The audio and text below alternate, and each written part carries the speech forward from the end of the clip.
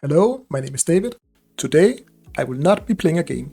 Instead, I've made a top 10 list of board games that I have decided to call my top 10 list of board games that are out of print, impossible to find, too expensive, but still, they are in my collection. So a list of 10 rare board games that I own. I got this idea from a YouTube video from the channel Gaming Alchemy, where he made a top 10 out of print games that I really want to play. I will place a link in the description of this video. To my big surprise, I owned 4 of these games, so I thought it would be funny to make a video of games like this, but for the games that I actually own. From there I started to investigate if I had any games in my collection that would fit a list like this. Before going into the list, I just want to mention 2 things. The first one is, I had to rank the games by something. I chose to rank them by value, meaning the number 1 game is the game I assume is worth the most if I was to sell it today. I'm probably so wrong about the value estimation, but here we are. This is my personal estimation, just to go for something so I can put the games in order. Secondly, how did I ever get these games? Well, I am in my 40s now, and I've been playing board games for over 25 years. So these are all just games that I over time discovered and thought looked interesting, and therefore bought them. This is basically just a part of my collection that I have built up over the years. With that said, let's get to my top 10 list of board games that are out of print, impossible to find, too expensive, but still, they are in my collection. At number 10, I have Blood Bowl Team Manager, the card game. In this card game for 2 to 4 players, you play as a manager in the Blood Bowl universe. You take control of one of the 9 teams that is available. That is, if you have the expansions. The base game gives a selection between 6 teams, and each expansion adds 3 teams among other content. The base game alone is not so difficult to find. However, if you want to enjoy the full experience with both expansions, it's another story. The expansion Sudden Death is possible to find for a price.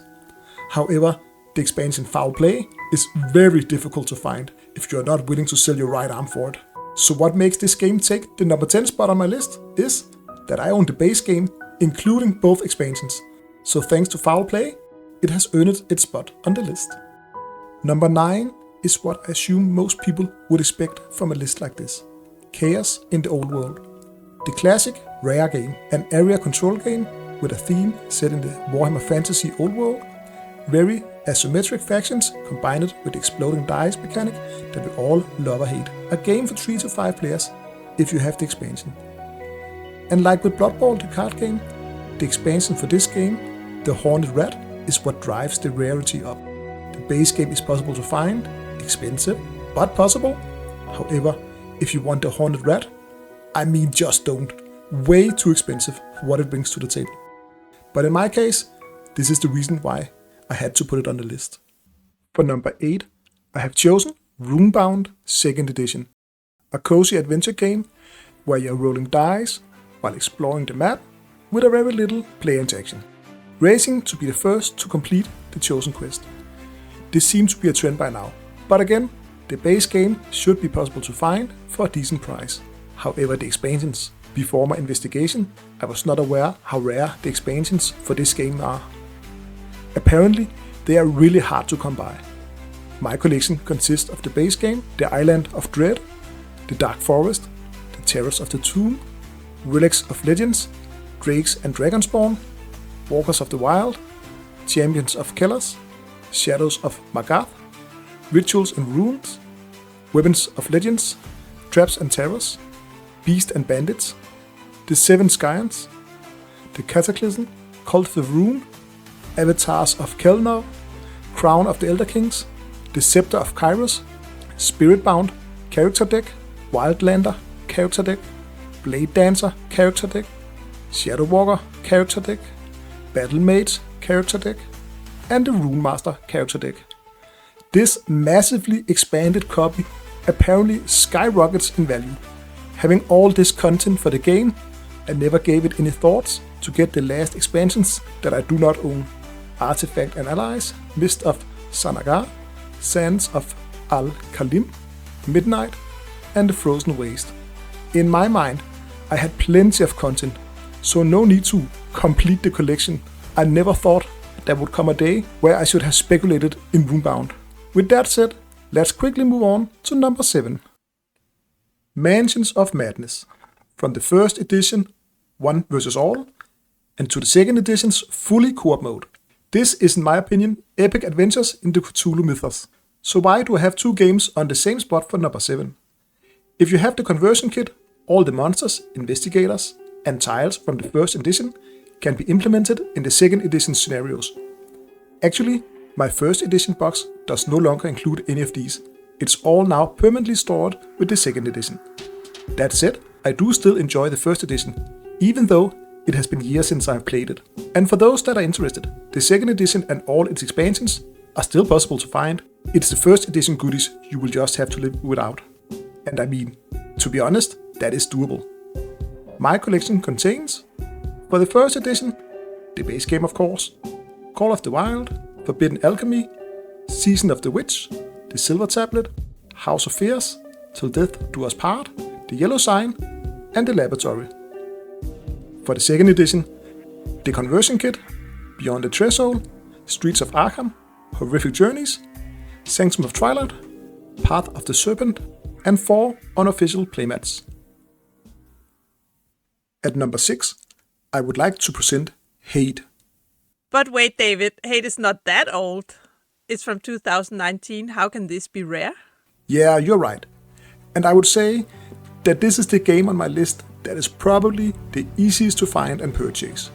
You cannot purchase it at retail, but you can still very likely get it from eBay, Board Game Geek Market, and other second-hand trading sites.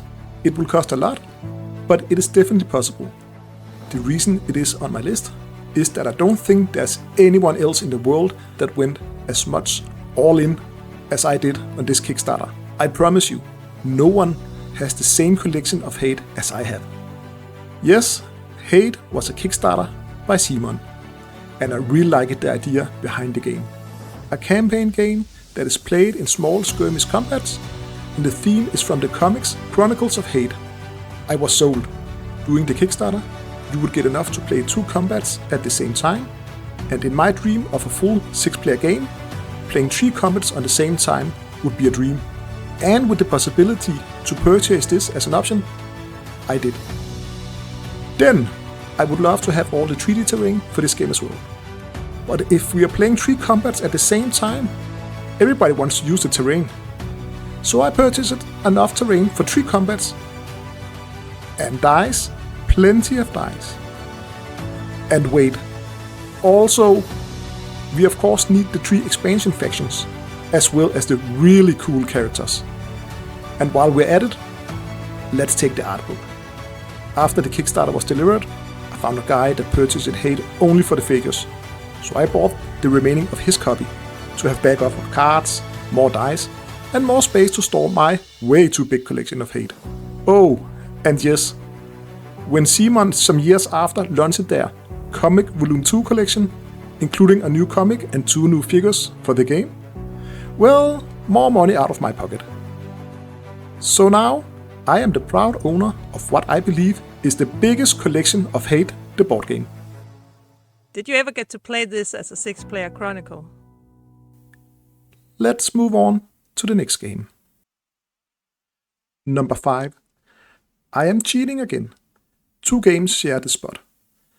Battlelore, both the first and the second edition.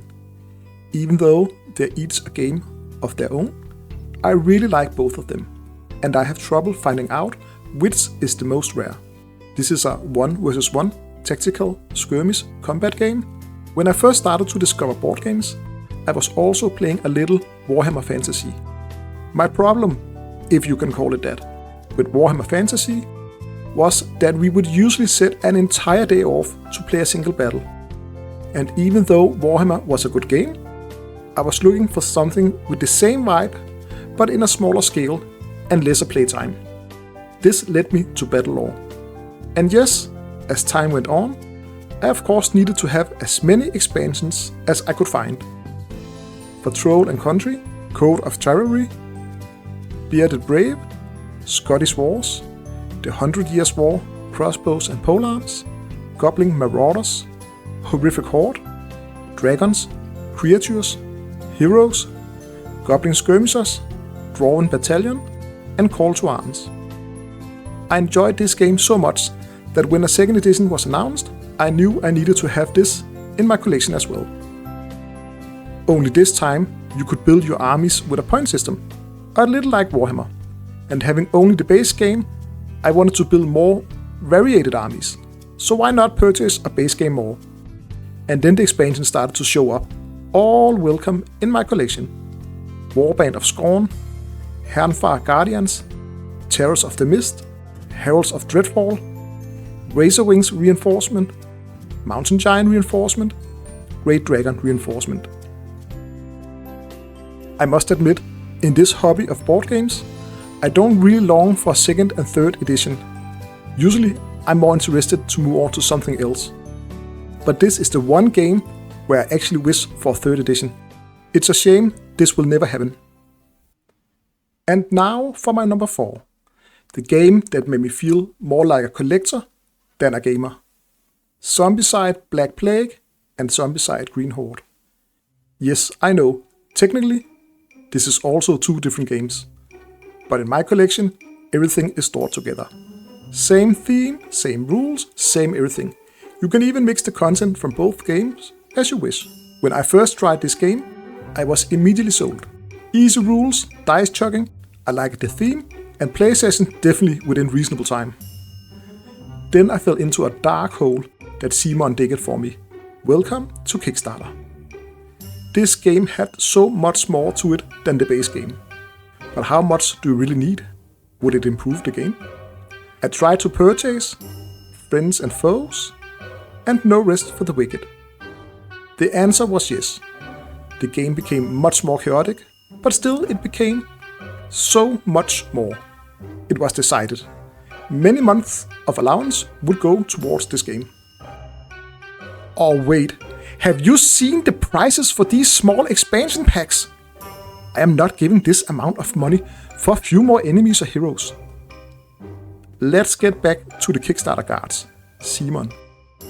Well, let's just say that they created a Kickstarter called Time Machine, with the intent of emptying their current stock on all old Kickstarter games for cheap prices.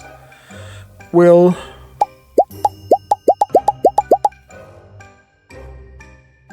we also need the terrain and token packs. Oh, and did you see the Iron Maiden packs they came out with? I mean, they fit right into the team, right? And that comic collection they made? Oh, and lastly, look at these cool crates I found on Etsy. Do I have everything for this game? Not at all. I miss a lot of the heroes, and I don't see any reason to get them. Simon also just released the 3rd installment of Fantasy Zombicide, White Death. And apparently, you can also use all that junk in Black Plague and Green Horde. Yes, it seems cool and all, but I have so much for this game already. I am done collecting. I want to play games instead.